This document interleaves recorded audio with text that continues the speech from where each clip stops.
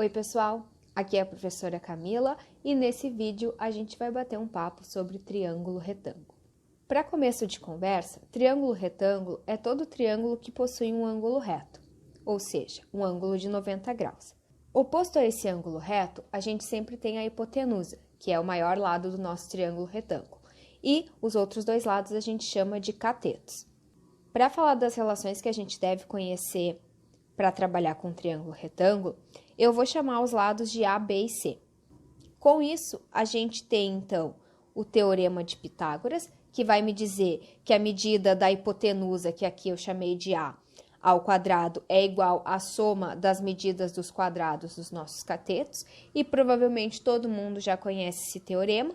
Outra coisa que vale salientar é o perímetro, que nada mais é do que a soma dos três lados, e também a área. A área de qualquer triângulo é base vezes altura sobre 2. Percebam que aqui, como a gente tem um ângulo reto, um cateto serve como base e o outro como altura, então a gente acaba tendo o produto dos catetos sobre 2 como a área do nosso triângulo retângulo.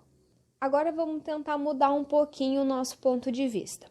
Tenho aqui um triângulo retângulo, de uma maneira convencional, como a gente costuma ver, apoiado sobre um dos catetos, e que a gente já viu que a área é o produto dos catetos sobre 2. Agora, vamos dar um Ctrl C nesse triângulo retângulo e um Ctrl V e deixar ele apoiado sobre a hipotenusa. Hipotenusa que eu chamei de A, o cateto maior eu chamei de B e o cateto menor eu chamei de C. Percebam que agora nenhum dos catetos está fazendo o papel de altura, porque a altura tem que vir perpendicular à base.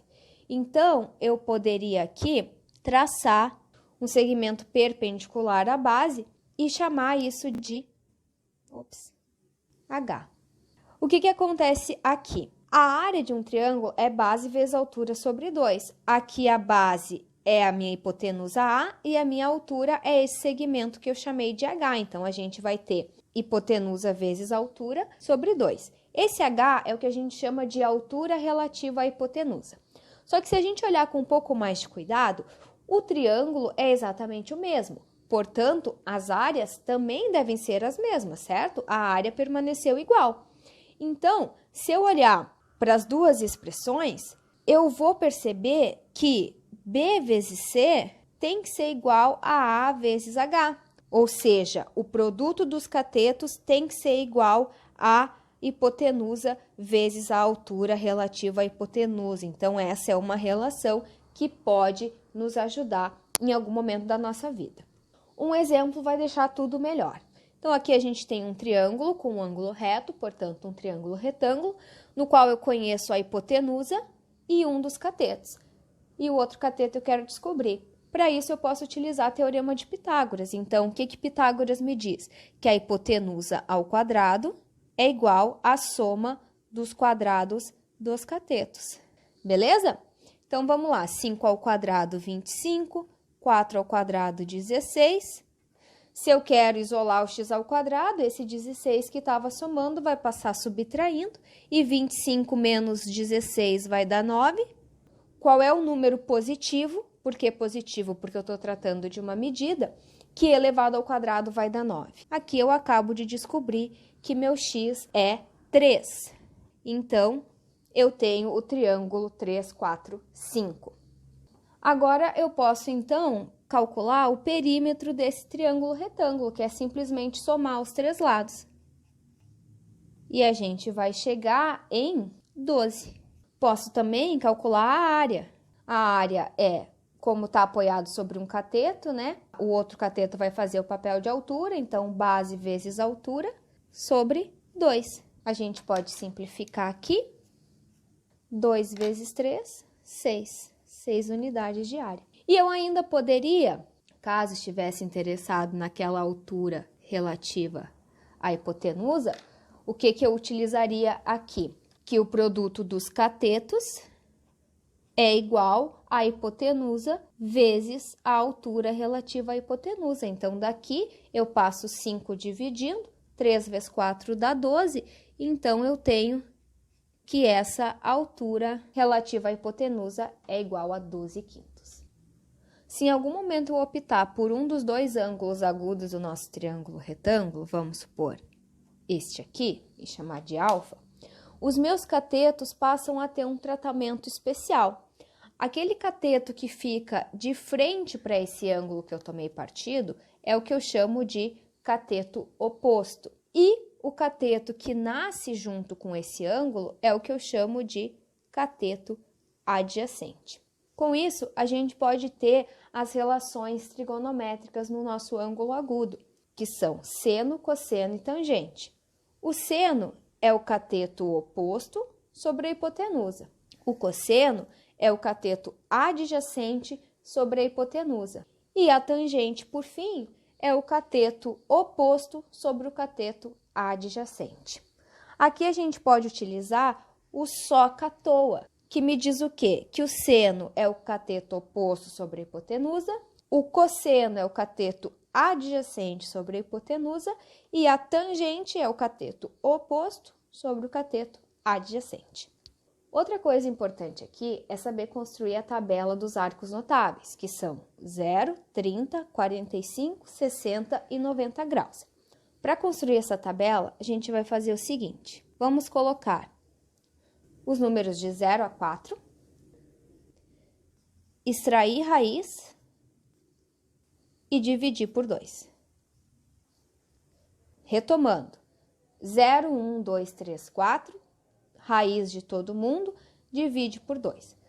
Agora, a gente só vai passar isso a limpo, vamos escrever isso de uma maneira melhor. Raiz de 0, 0, sobre 2, 0. Raiz de 1, 1, sobre 2, 1 meio. Raiz de 2, deixa assim, sobre 2. Raiz de 3, da mesma forma, deixa assim, sobre 2. Raiz de 4, 2 sobre 2, 2 sobre 2, 1. Pronto, a gente tem o seno desses ângulos aqui. Então, por exemplo, seno de 60 graus, raiz de 3 sobre 2. Para o cosseno, nem te preocupa, tu simplesmente vai copiar esses valores de trás para frente. Então, começando pelo 1, raiz de 3 sobre 2, raiz de 2 sobre 2, 1 meio e 0.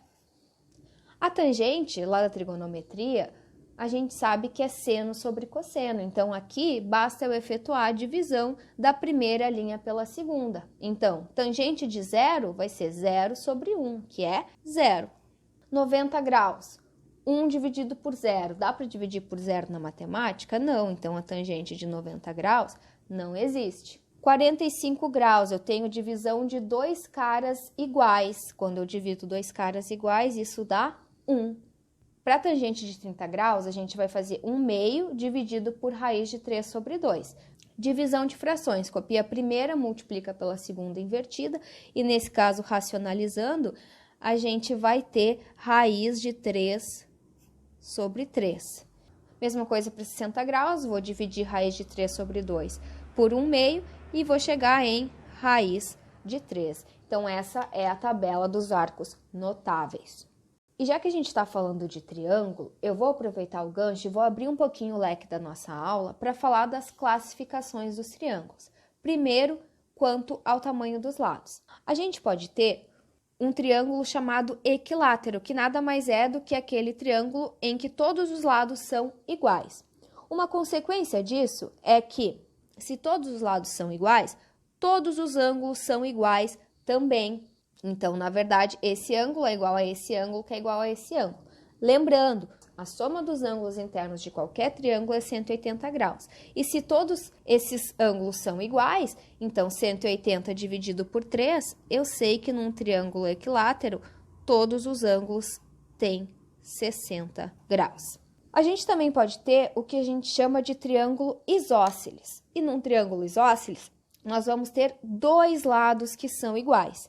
E se dois lados são iguais, consequentemente, dois ângulos também serão iguais. Então, a gente vai ter aqui que esse ângulo é igual a esse ângulo. Então, por exemplo, se aqui for 70 graus, aqui vai ser 70 graus também. E por último, a gente pode ter um triângulo chamado escaleno, que é um triângulo em que todos os lados são diferentes. E por consequência disso, os ângulos aqui dentro também vão ser todos diferentes. Agora, quanto aos ângulos. o que a gente pode encontrar?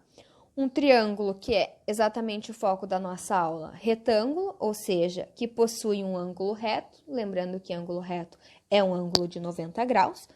A gente também pode ter um triângulo chamado acutângulo, que nada mais é do que um triângulo em que os três ângulos são agudos, lembrando que um ângulo agudo é um ângulo menor do que 90 graus. E a gente também pode ter um triângulo obtusângulo, que é um triângulo em que um ângulo é obtuso. E o que é um ângulo obtuso mesmo? É um ângulo que tem uma abertura maior que 90 graus. Então, aqui um exemplo de triângulo obtusângulo. E com isso eu encerro esse vídeo. Muito obrigada pela companhia até aqui. Um abraço. Tchau, tchau.